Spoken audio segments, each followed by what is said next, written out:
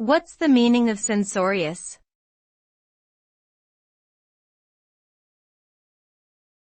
Censorious.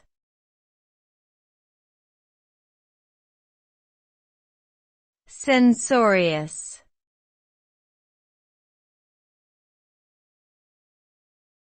Censorious.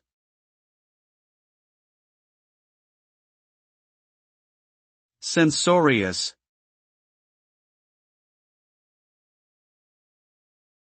The term censorious refers to a person or attitude that is overly critical, fault-finding, and prone to harshly judging others. Such individuals tend to nitpick and find fault with others without considering their own shortcomings. They may also be intolerant of different opinions and quick to condemn those who don't share their views. In essence, censoriousness reflects a negative outlook that can create a hostile and unproductive environment. It is important to be mindful of our own tendencies towards being censorious and strive to cultivate a more open-minded and accepting attitude towards others.